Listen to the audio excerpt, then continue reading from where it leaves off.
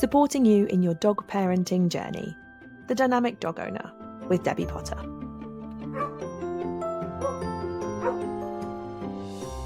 Hello and welcome to this week's episode of The Dynamic Dog Owner, the podcast designed to support you, the dog parent, in your dog parenting journey. We talk about all things human relating to dogs. So the parts of the dog training journey that are actually the human part rather than the training aspect. Head over to Pawcademy for all that stuff. But the human end often gets overlooked, and that's why we focus on it. And today we are joined by Tash. Hello, good morning. So it's a double episode. Sometimes it's nice to have a little bit of a conversation rather than just listening to me natter. So today we have an interesting topic to talk about today. It's a surprise for Tash, doesn't it? What the topic is.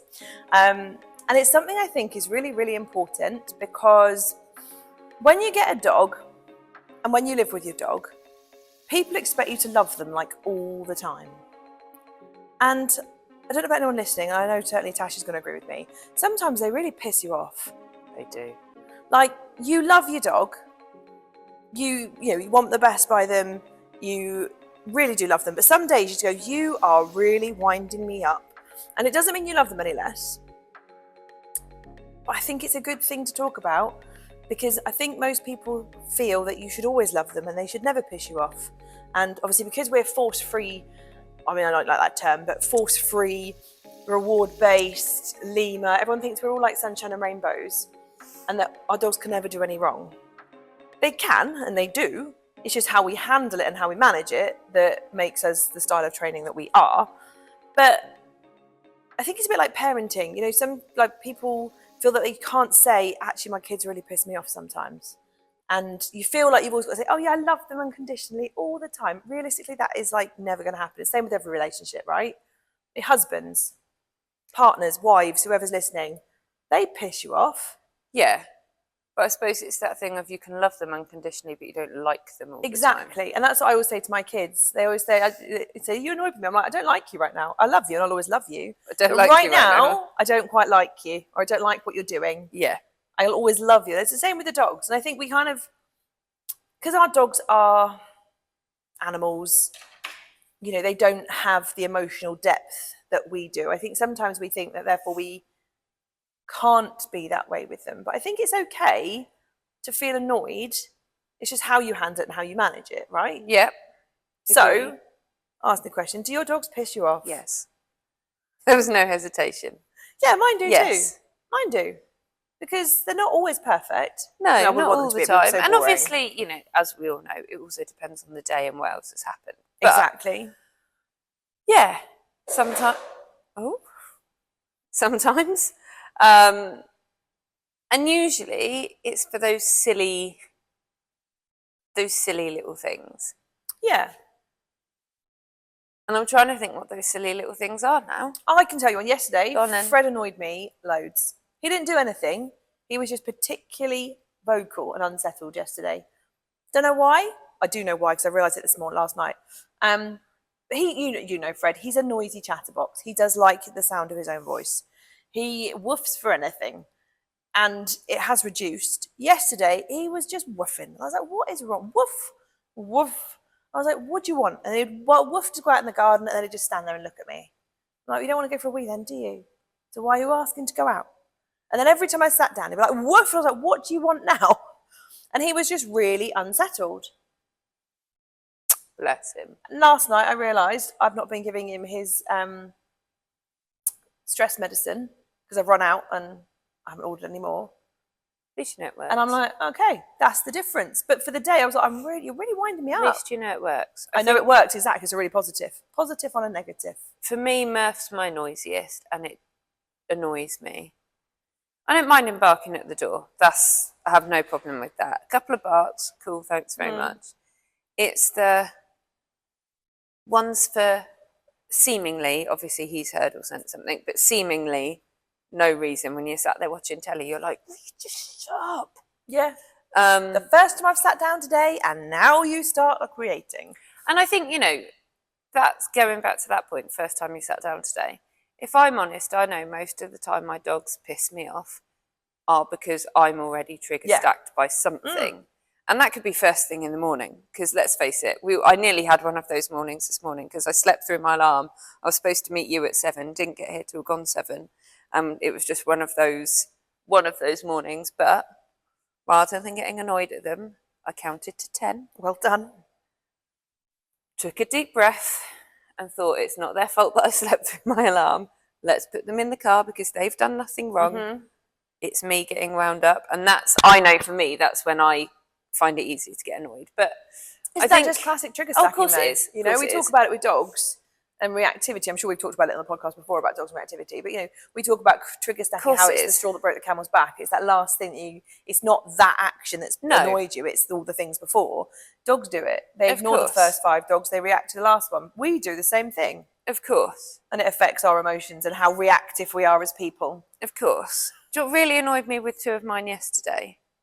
Is took them all for a nice walk, and it sounds really silly, but they were running around and then they came back and they were just panting so much because they'd run themselves so hard, whereas Murph was just trotting around.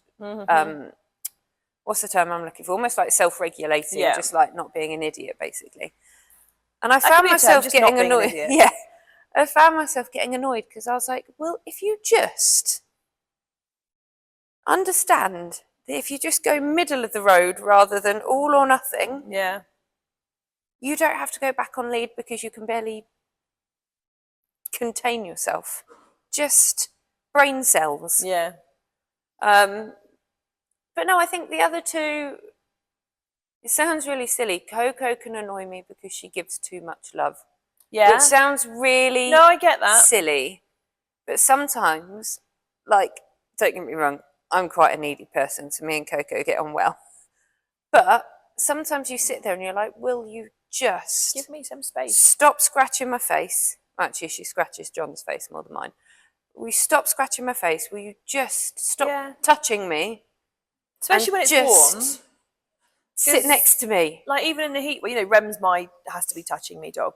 And he doesn't get to do it as much. In our new sofa configuration in the new house, there's not enough opportunity for him to cuddle me. So he insists on cramming into an armchair with me. And it's like, you sat there and you've got the dog on you and you go, recently it's been warm. A few weeks ago it's a heat wave. And I'm like, mate, I do not need your body heat. Like, I love you. And this is lovely. But if it was winter, I'd be loving it. But right now, I love you, but I really don't want you to cuddle me. And you're right. Sometimes, like, some mornings, like this morning, I wasn't annoyed this morning because I knew you were running late, so it didn't matter. But glad I could help. Thanks. I've talked to Gary about it again before that, he lays down when he sees other dogs in like really close proximity. And I know he does it a little bit more when he's a bit more sensitive. So this week he's been a bit more sensitive. Don't know why. And so he's been doing it where his zones have been slightly, expanded. And it's fine, it's not a problem. I know when he sorts his head out, he'll get back to normal. But this morning, I was like, right, I'm just taking you for a quick wee because I just need to go for a quick wee. I'm tired. I've got a bit more time, but I didn't think I had. So I was like, right, going for a quick wee, let's go. And there was 2 dogs that were chatting and he was like, oh, because he didn't see them, they were around a corner. So they took him by surprise, hit the deck, and he wouldn't move. And I was like, normally I'd be like, come on, I'm going to be late. But Tash had just texted me, so I'm going to be late. So I was like, oh, that's all right, mate, it doesn't annoy me now. But normally it would. Because I'm like, I'm in a hurry. I know he can't help it. Yeah. I know it's part of his thing. It doesn't bother me. But I'm in a hurry. Could you just not do it, please, today? Please. Can we just go? Do you know another one that I was speaking to a friend about this week? And again, I think it's one that isn't spoken about enough. She has just very sadly lost one of her dogs. And we were chatting because I was sort of talking to her about the experience I had a few years ago. And I mentioned to her that in the days after losing Rufus, I really hated is too strong. I did not want to be around Murphy and Coco whatsoever. Everything they did pissed me off because they didn't do what Rufus did. Fair.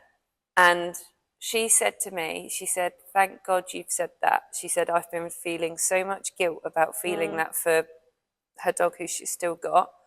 She said, and I didn't think I should feel it. Yeah. And I think that's another time that it can really happen, and you dislike your dogs because they don't offer what another dog had. And I just thought it was really interesting that, you know, going back to that point of, you know, not feeling it, there's this guilt that we go, we shouldn't feel that. It's okay to feel that because it passes, and it's a fleeting thing that lasts. Obviously, everyone's on a different journey. For me, it was days, and it's all right to feel that and for them to annoy you about those things, because again, I think a lot of the time it all comes back to that same thing, doesn't it? Of the reasons we dislike them, the same as if it's husbands, kids, parents, friends, whoever, is generally because of the trigger stacking that we've had bottled up, not given ourselves the time to deal with. And equally, sometimes that's hard because with dogs, you can't just go sort yourself out for the day. I can't be asked to do it today. I need some space today. I need some space today. So you've got to go and feed yourself, and I don't have the time to do it, or the energy, or the mental capacity, or whatever it is we might be feeling. We have to do it. And I think sometimes that's where resentment comes from, because you're like, I just don't have it today. Yeah. And they can't go and sort themselves out. So you always have to show up, and you always have to be there. And sometimes you don't want to. No, quite simply. Fair.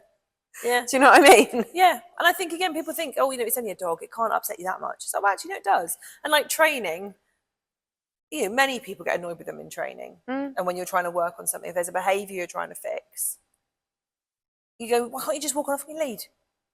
Everyone else can do it. Why can't you? And you do get frustrated. Yeah. So it's, I suppose it's then, how do we overcome that? I mean, first of all, it's okay. I think that's one of the biggest things. I think people think that it's not right to get annoyed with your dog. It absolutely is. But it's how you handle it. And obviously some people would then resort to bullying effectively. You've pissed me off. You know, I don't need to go into graphic detail. They know what would happen. I suppose it's then learning how to go, right, as you say, deep breath, count to 10. Let's get our head back in the game. And equally, I suppose, knowing, you know, when to, what to expect when, and when to go, do you know what, today, you know, we've had it in class sometimes, people just go, today's not the day. I can't deal with this today. Right, okay, cool, let's change the goalpost then. Let's make it easy. Yeah. So it's knowing how to manage that and how to adapt what you're doing to help you manage the getting pissed off at them rather than it escalating. And obviously some days that's easier than others. Of course it is. Yeah. But like, for example, you know, if walking them is a real pain in the arse and it's a bit that really pisses you off and you go, I freaking hate walking my dog. It's okay. I take my dog somewhere that I can let them off lead, because one of mine is an absolute arse on a lead. It's okay to adapt your day and go, do you know what, today we're having a rest day. Can't do it today. Or go, we're going to a secure field. Or, you know, someone else can take you today. It's okay to adapt plans if you know that it's not going to be successful. Yeah. What else do you think is a good thing to do? Go and shut yourself in the toilet for a minute. That is the only place you get well. No, even generally then I don't get peace, but sometimes I enforce peace and quiet. It's the only place that people can't find me. Sometimes you're sat in the toilet, I'm just going to stay here a little bit longer. I'll go and have a really long... They don't know where Mum is. I'm like, shh. I'll go have a really long shower. Normally the cat comes to the toilet with me now. So I'm like, you and I just hide here for a minute. Fine. But no, in all seriousness, sometimes I will just go, right, I'm going to have a bath or a shower and lock the door and go, right, just got 10 minutes of being by myself to reset. Sometimes I don't know what else I do. Count to 10, like we say. Yeah. I think, like, for me, it's always like problem halved.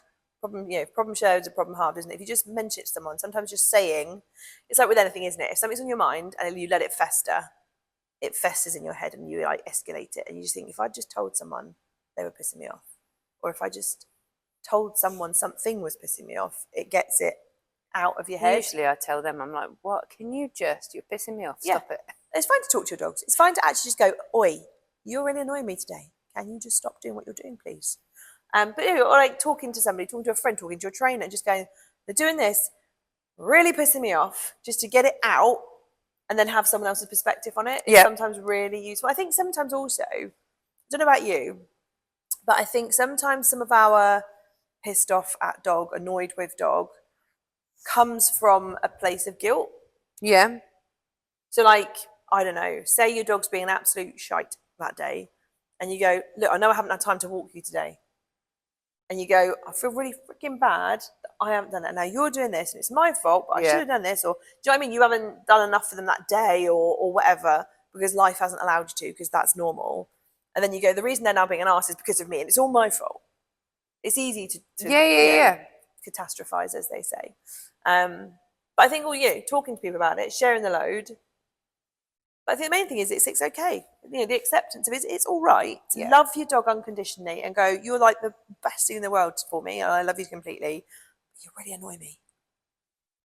And what healthy relationship don't get annoyed? Well, exactly that. Is that even possible? Can you just not ever be annoyed at somebody? No. I don't think you can. Not in my opinion. You've got to, everybody, even the people in the happiest relationships, or have been married for 50,000 years, or best of friends, you still get pissed off with people. Yeah, of course. Because it's normal. No, someone cannot be perfect and never annoy you. No. Same goes for your dog. 100%. Completely same goes for your dog. 100%. And I think, different dogs annoy you in different ways. But as you say, so the main thing is it's about you and how you feel. Yeah. Your trigger stacking moments. I think that's part of the things to recognise, isn't it? When you feel recognition's a big thing. Yeah, definitely. And I think I'm starting because, I'm the first to admit I'm a stroppy person. I Really? don't know if you've noticed. Can't say I've noticed. No. Well done. I don't take it to heart as much now. Don't worry. We have worked together for like 7 years. It's okay. That I now generally, unless it's a really bad day, generally recognise. Like this morning, I recognise those build-ups and go, I'm going to try and interrupt it before I get frustrated at them when it's not really anything they've done or their fault. No. Some days you just wake up feeling a little bit blah, don't you? Yeah. Which is fair. Sometimes. But yeah, I think self-recognition, as you say, is really important. And to know, right, okay, this is nothing that anyone's doing. It's just me. How do I help myself? This has turned into like a mental health support episode, which is fine. Because that's one of the reasons we get annoyed at them. It is. Yes, it's the action they're doing. And obviously we could list about 1,000 things off of the things that your dog can do that annoy you. But it's where we are. I saw a thing actually online last night. I've seen it before, but it triggered my memory because it popped up again. These they're called memes, memes. I don't know how you're supposed to say it. And it basically said that it was a parenting one, and it came up and basically like parenting teenagers is nothing about the teenager pissing you off. It's about your own like feelings and emotions and how you deal with it. It's down to you, not what they're doing. And I was like, yeah, totally. If you're getting pissed off what your teenager's doing, then it's because of you, not them, and how you manage it. And it's the same with dogs, effectively. Yeah, it's the same with any situation. Of course it is. It's again another thing that I've seen over the years. It's your response to the situation is the important thing. Anything can piss you off, anything, but you're not in control of externals. The only thing you're in control of is your responses and your reactions and how you deal with it. So it's very much it's okay to get pissed off, but recognize it, understand why. And also sometimes that's self-reflection, because we'll all handle it better one day, not as good the other day. And just looking back and going, I had a moment where 2 of mine really annoyed me because we've worked really hard on car manners, and they all did really well getting out the car yesterday, and they were awful getting back in because they were hot and wanted to, to get back in. They wanted a drink. I didn't want them to just launch back in. I also wanted to kind of monitor them not gulping water down because they'd been, running around being really hot. And I got really frustrated with them. And again, it was one of those things afterwards. I was like, actually, I could have done X, Y, Z instead. But can I go back and change it? No, I got frustrated in the moment. Yeah, which is normal, absolutely normal. And all I did was ask them to get out and reset it. I reset, putting them back in. But I probably asked them to get out in a slightly grumpier, more annoyed, way, got more frustrated. Whereas in hindsight, it would have been easier to just go, right, come on, let's go back out, And let's reset it. Sometimes, We'll do that next time. yeah, exactly.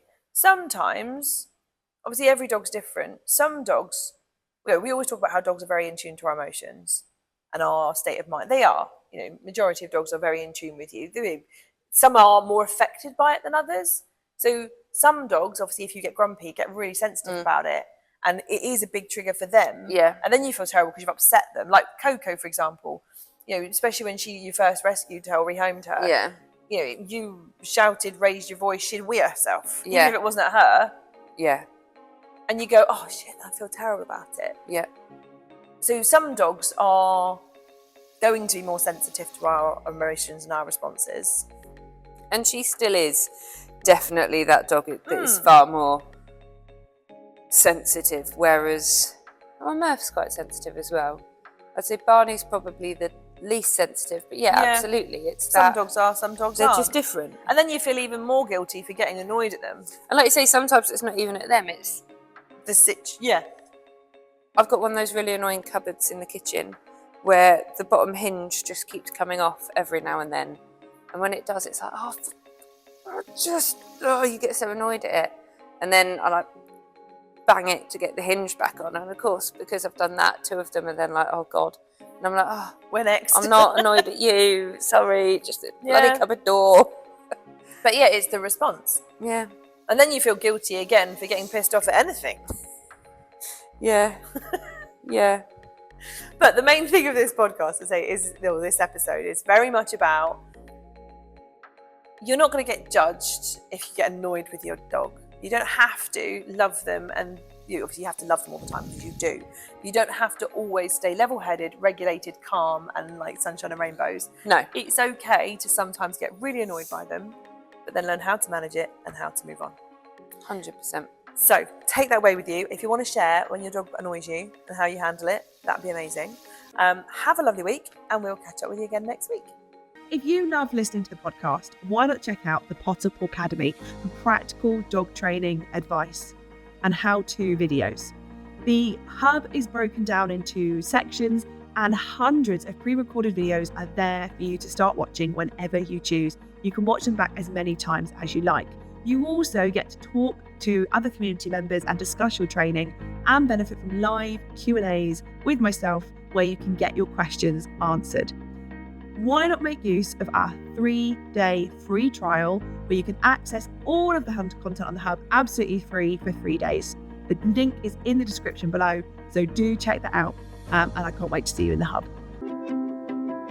Thank you for listening to The Dynamic Dog Owner with me, Debbie Potter. See you next time.